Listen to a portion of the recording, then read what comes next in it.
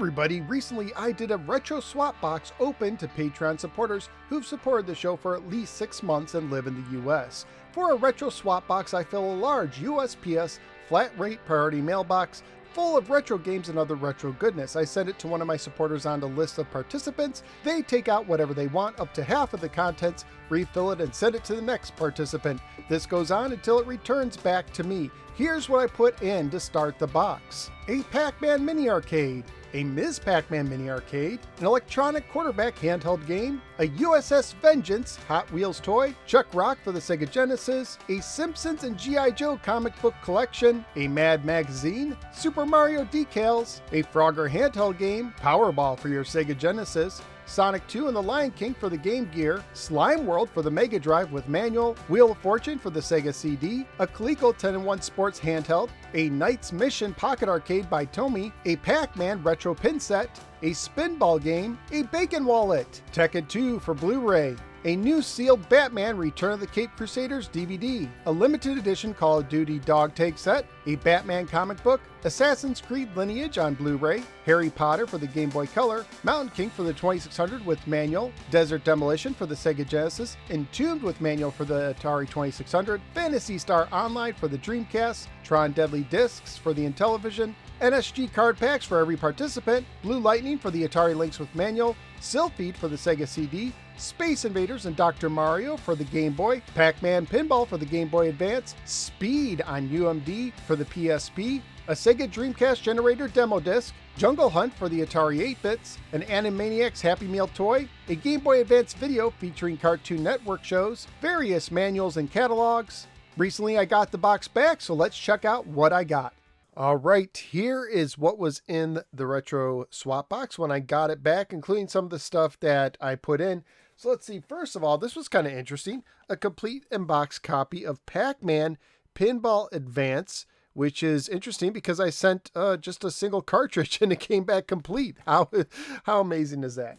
All right, one of the things that I put in that did come back was a copy of Tron Deadly Discs with the manual for your Intellivision system. Got back a copy of Amadar. Pretty solid game for your 2600. Kind of surprised that the electronic quarterback came back, but it is back. Got a copy of 10-Yard Fight for the NES.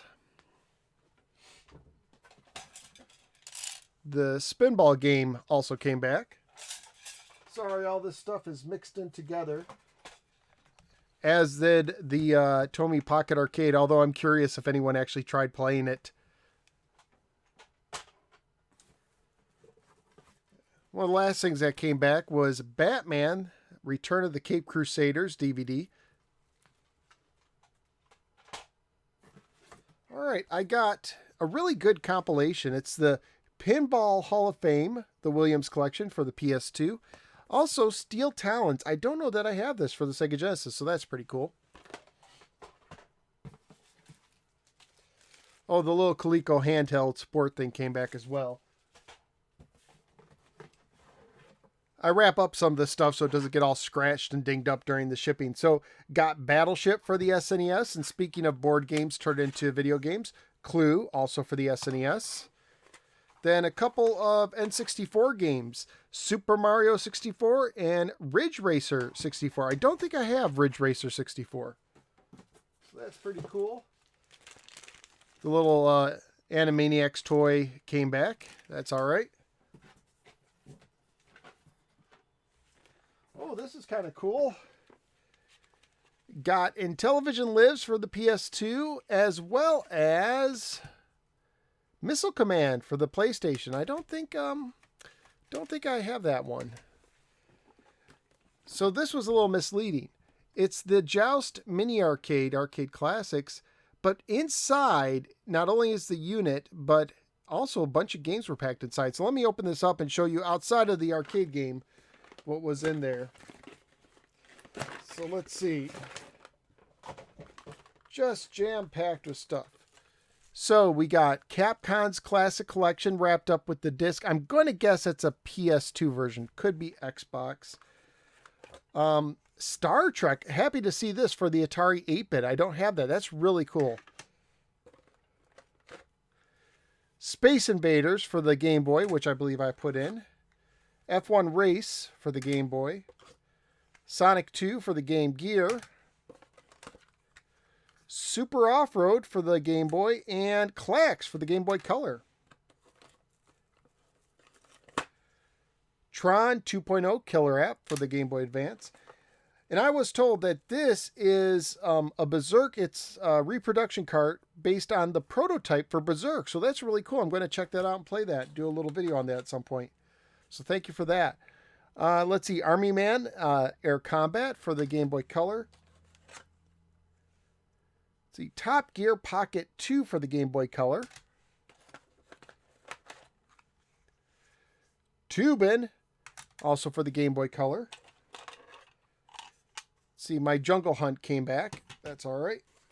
And then for the Commodore 64, Tooth Invaders. I don't have a C64, but I'll put it aside in case one day I pick one up. And, of course, the Joust Mini Arcade. Got some stuff in here. We got, I think I put that in. I can't remember. The Batman comic book. Copy of Retro Game Magazine. The Mad Magazine came back. I got a Geek Magazine. I've never seen one of these before. Sorry, my desktop is getting filled up. And a Pac-Man tin sign. Very cool. I'm going to have to find a spot on my wall to put it. And then, one of my favorite things that came in, actually my favorite probably of the box. This is so awesome. Check this out. It's a Sony PS1. I have a PlayStation 1, I have a PlayStation 2, but I've always admired the compact design of the PS1. If you have the right, if you have the screen adapter, you can actually hook a screen to it. Almost becomes like a portable system. Has all the hookups, but this is just the system itself. But that is probably one of my favorite things in the box is getting a PS1. It's compact. It's something I can use. I might even make some reviews off of that. So thank you to all my Patreon supporters who took part in this box and who support the show. And thank you for watching. I'll see you next time.